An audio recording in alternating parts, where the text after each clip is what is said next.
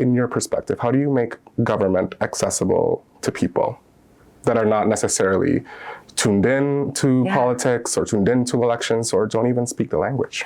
As mayor, I think that we need to do door knocking in communities across our city. The only time door knocking takes place right now is to get out the vote. And that's not the right way to do it. I think we really need to embark upon going out and meeting the public where they are and saying, here are programs that the government has. The city has a lot of programs that people don't even know about. But I think we need to go out to the neighborhoods much more as a city government and meet people where they are. Because people are paying for a government. And so we need to not just be stuck in City Hall. How do we do that? How do we get the government into the streets and speaking directly to the faces of people who might hear you sitting down here and say, well, I'm listening to the same thing I heard all 10 candidates say? I think it's about actually looking at outreach similar to how a campaign outreach would work. So we should have organizers, we should have volunteers, we should have city workers working with community groups on the ground. I think that there is a way to meet people more of where they are in government because it's not working right now. And what we have is a city government that has had significant increase in spending over the last 5 years, close to 25% increase in spending, and city services have not improved.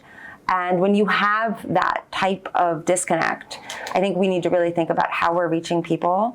And also I would make sure that there's translation services and that we're truly listening to people in each community to address the needs of the community. And we need to be thinking about all of that intersectionality as we build policy. I'm glad you mentioned city services because I want to get into one of the most burdensome and onerous of city services, and that's small business or getting people started, getting their business off the ground with the assistance of the city. It is well known that Philadelphia is not only unfriendly to aspiring entrepreneurs, it is borderline hostile. Is there any way to ease that burden for aspiring entrepreneurs, particularly those who might not have the capital to withstand that process in the first place, or again, someone who might not have the language mastery that it requires to keep up with that paperwork? The short answer is yes, there is a way to fix it. As mayor, I will make this a priority.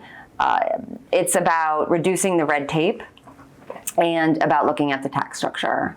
So on the red tape, we have a lot of bureaucracy. And if you compare Philadelphia to other major cities, it often takes much longer to, for example, open a business because of the permits and the different departments that aren't working together. As mayor, I would work to break down those silos between the operating departments. And I would have a special unit in the mayor's office dedicated to helping small business navigate the city system. So navigate the L&I, health, revenue, streets, all these different departments are difficult for a small business owner to try to navigate without assistance. So in the short term, I would have this unit in the mayor's office that's dedicated to helping small business. The long term, the answer is to break down the silos so that we have smoother processes for businesses that want to grow. We also do need to look at the tax structure. I've talked to a lot of small business owners who express real frustration, understandably, with the fact that we tax both gross receipts of a business and profit.